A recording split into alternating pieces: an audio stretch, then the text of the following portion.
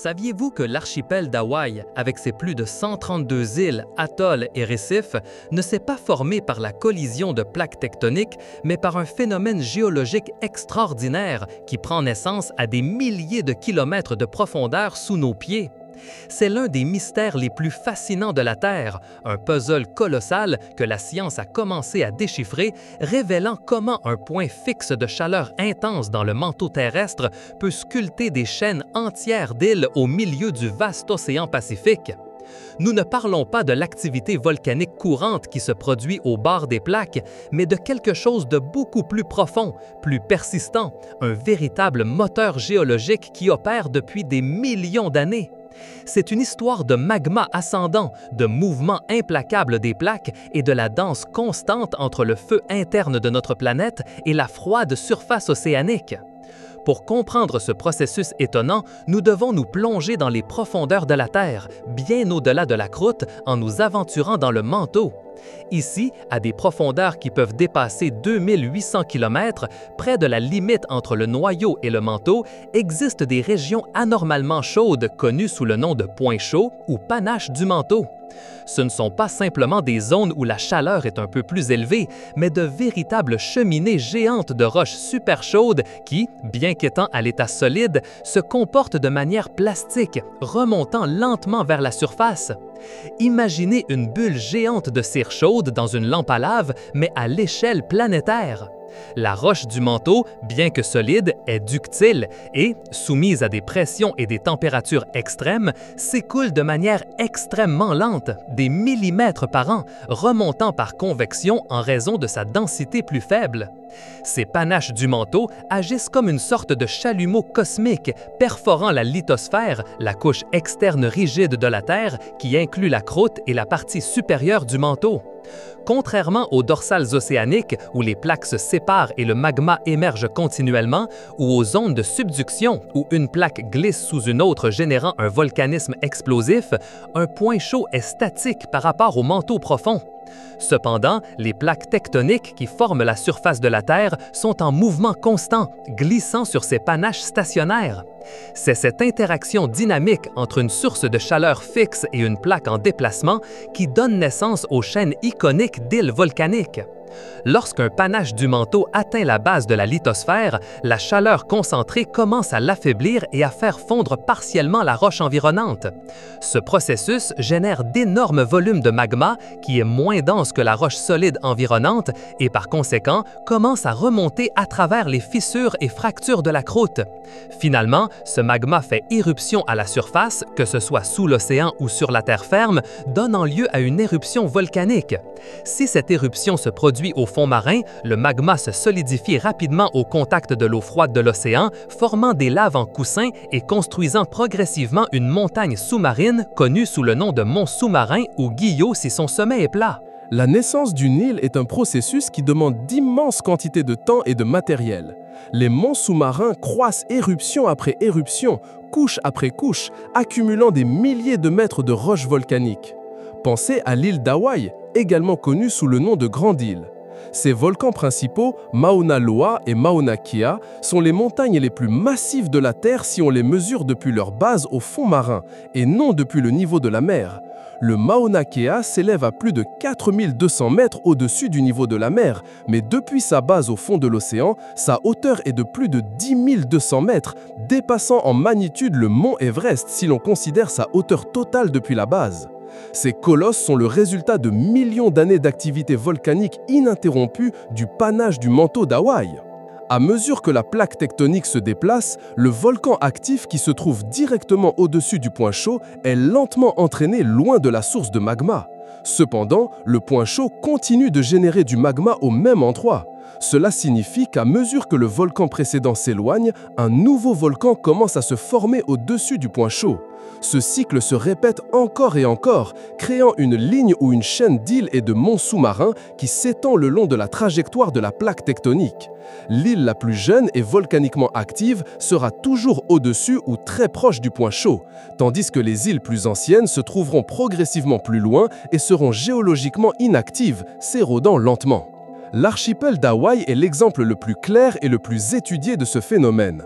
L'île d'Hawaï, comme nous l'avons mentionné, est la plus jeune et la plus active. À mesure que nous nous déplaçons vers le nord-ouest le long de la chaîne, nous trouvons Maui, Molokai, Oahu et Kauai, chacune étant progressivement plus ancienne et plus érodée. Kauai, par exemple, a un âge estimé à 5 millions d'années et présente des vallées profondes et des canyons sculptés par l'érosion, ce qui indique son âge géologique avancé. Au-delà de Kauai, la chaîne se poursuit avec une série de petits îlots, atolls et monts sous-marins qui sont les vestiges submergés d'îles volcaniques qui ont été complètement érodées et englouties sous le niveau de la mer au fil de dizaines de millions d'années. Cette étendue de monts sous-marins, connue sous le nom de chaîne sous-marine Hawaï-Empereur, s'étend sur près de 6000 km à travers le Pacifique. La partie la plus ancienne de cette chaîne, les monts sous-marins Empereur, a un âge qui remonte à 85 millions d'années.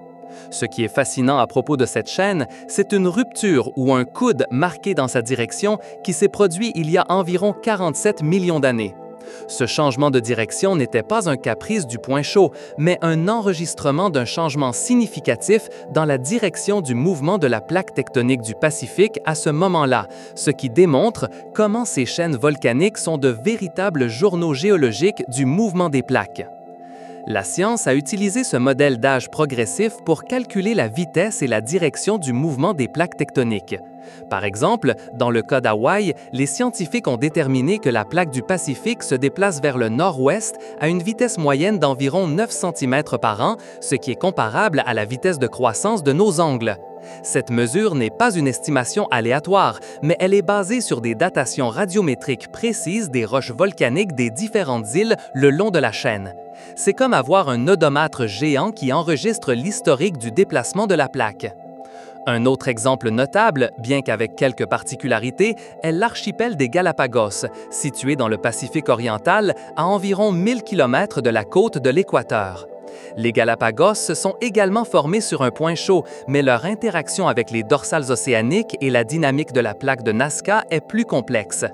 Ici, la plaque de Nazca se déplace vers l'est, ce qui signifie que les îles les plus jeunes et les plus actives, comme Isabela et Fernandina, se trouvent à l'ouest de l'archipel, tandis que les îles les plus anciennes, comme Española et San Cristobal, sont à l'est. Le point chaud des Galapagos est moins linéaire dans son expression en raison de la présence de la dorsale des Galapagos et de la dorsale de Cocos, ce qui crée une dispersion plus large de l'activité volcanique. L'activité volcanique aux Galapagos est constante, avec des éruptions relativement fréquentes dans des volcans comme la Cumbre à Fernandina. Ces îles sont un laboratoire naturel pour l'évolution, comme l'a observé Charles Darwin au XIXe siècle, précisément en raison de leur origine volcanique et de leur isolement, qui ont permis le développement d'espèces endémiques uniques au monde. Le point chaud des Galapagos est un exemple clair de la manière dont la géologie profonde de la Terre a un impact direct sur la biodiversité superficielle, créant des habitats entièrement nouveaux au milieu de l'océan. Il est important de distinguer le volcanisme des points chauds du volcanisme qui se produit aux limites des plaques. Dans les dorsales médio-océaniques, comme la dorsale atlantique, le magma émerge en raison de la décompression du manteau à mesure que les plaques se séparent. Dans les zones de subduction, comme la ceinture de feu du Pacifique, le magma se forme à mesure que la plaque océanique s'enfonce, se réchauffe et libère des volatiles qui réduisent le point de fusion du manteau sous-jacent. Les points chauds, en revanche, sont des anomalies thermiques qui prennent naissance indépendamment du mouvement superficiel des plaques, bien qu'ils interagissent avec elles de manière fondamentale.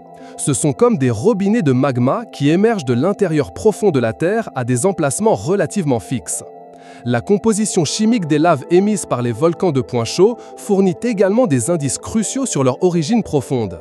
Ces laves sont généralement basaltiques et possèdent une signature géochimique distinctive, avec des proportions isotopiques de certains éléments, tels que le strontium, le néodyme et le plomb, qui diffèrent des laves produites dans les dorsales océaniques ou dans les zones de subduction. Ces empreintes digitales chimiques confirment que le magma provient d'une source différente, plus primitive du manteau profond, ce qui soutient la théorie des panaches mantéliques. Les panaches mantéliques ne sont pas seulement responsables de la création d'îles volcaniques, mais ils peuvent aussi générer de grandes provinces ignées continentales lorsqu'ils émergent sous la croûte continentale. Un exemple en est les Traps du Décan en Inde, un vaste plateau basaltique qui s'est formé il y a environ 66 millions d'années, coïncidant avec l'événement d'extinction massive de la fin du Crétacé.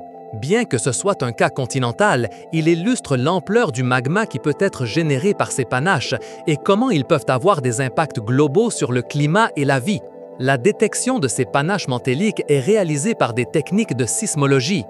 Les sismologues utilisent les ondes sismiques générées par les tremblements de terre pour radiographier l'intérieur de la Terre. Les ondes sismiques se propagent plus lentement à travers des matériaux plus chauds et moins denses. En analysant les anomalies dans la vitesse des ondes sismiques qui traversent le manteau, les scientifiques peuvent identifier des colonnes de matière chaude qui s'élèvent des profondeurs, confirmant l'existence et la forme de ces panaches. C'est un travail de détective géologique à une échelle inimaginable. La force de flottabilité qui propulse ces panaches cantéliques est colossale. La roche chaude du manteau, à une température d'environ 1600 degrés Celsius à son origine profonde, est seulement 1% moins dense que la roche plus froide environnante. Cette petite différence de densité est suffisante pour générer une force de poussée qui peut déplacer des volumes de roches de la taille de continents sur des millions d'années. La physique sous-jacente est la même que celle d'une goutte d'huile remontant dans l'eau, mais magnifiée à l'échelle planétaire. L'étude des îles volcaniques formées par des points chauds ne nous aide pas seulement à comprendre la dynamique interne de la Terre, mais elle a aussi des implications directes pour la vie en surface. Ces îles, étant relativement jeunes et se formant en isolement, deviennent des refuges pour l'évolution d'espèces uniques. 90% des espèces de plantes indigènes d'Hawaï sont endémiques, ce qui signifie qu'elles ne se trouvent nulle part ailleurs dans le monde. Ce très haut degré d'endémisme est un témoignage du pouvoir de la géologie à façonner la biodiversité. Outre leur valeur écologique, les îles volcaniques sont d'importants centres économiques, surtout pour le tourisme. Hawaï, avec ses plages volcaniques de sable noir, ses luxuriantes forêts tropicales et ses volcans actifs, attire des millions de visiteurs chaque année. La pêche est également une activité vitale car les écosystèmes marins autour de ces îles sont riches et diversifiés, fournissant un soutien aux communautés locales. Cependant, elle présente aussi des risques géologiques tels que les éruptions volcaniques et les tsunamis générés par de grands glissements de terrain sous-marins, lesquels ont eu lieu, parcourus dans le passé géologique d'Hawaï. Un cas fascinant de volcan de point chaud qui n'a pas encore émergé à la surface est celui de l'Oihi, un mont sous-marin situé au sud-est de la grande île d'Hawaï. L'Oihi est actuellement le plus jeune volcan actif de la chaîne hawaïenne et se construit progressivement au fond de l'océan. Son sommet se trouve à environ 1000 mètres de profondeur sous le niveau de la mer, mais les scientifiques prédisent que, s'il continue d'entrer en éruption à son rythme actuel, il pourrait émerger comme une nouvelle île de la chaîne hawaïenne dans des dizaines de milliers d'années. C'est un véritable laboratoire vivant où les géologues peuvent observer la naissance d'une île en temps réel géologique. Les futures recherches sur les points chauds se concentrent sur l'affinement de notre compréhension de leur origine exacte dans le manteau, de leur interaction avec les panaches et les plaques tectoniques, et de la manière dont ils ont pu influencer les événements climatiques passés et l'évolution de la vie. De nouvelles technologies de tomographie sismique et des modèles computationnels de plus en plus sophistiqués sont en cours de développement pour simuler le comportement de ces panaches à l'intérieur de la Terre. Chaque nouvelle éruption, chaque nouvelle donnée sismique nous rapproche un peu plus du déchiffrement des secrets de ces puissants moteurs géologiques. La Terre est une planète dynamique et les points chauds sont l'une des manifestations les plus spectaculaires de son activité interne. Ils nous rappellent que sous l'apparente quiétude de la surface, des forces monumentales sont en mouvement constant, sculptant le paysage, créant et détruisant la Terre au fil des éons. Comprendre comment ces îles volcaniques naissent des points chauds n'est pas seulement un exercice scientifique, c'est une façon de se connecter à la profonde histoire géologique de notre planète et de s'émerveiller devant l'immensité de ces processus. C'est une leçon de temps profond, de patience géologique et de l'incroyable capacité de la nature à se réinventer. Explorateurs, nous avons voyagé ensemble dans les profondeurs du manteau et avons assisté à la naissance d'îles depuis le cœur ardent de la Terre. Si cette traversée de la géologie la plus étonnante vous a fasciné, nous vous invitons à faire partie de notre communauté. Abonnez-vous à la chaîne Explorant pour ne manquer aucune de nos expéditions au savoir. Aimez cette vidéo si vous avez appris quelque chose de nouveau et laissez-nous en commentaire nous disant quel autre mystère de notre planète vous aimeriez que nous explorions. Votre participation est essentielle pour que nous continuions à dévoiler ensemble les secrets de notre monde. Partage cette vidéo avec tes amis et aide-nous à apporter la science dans chaque recoin.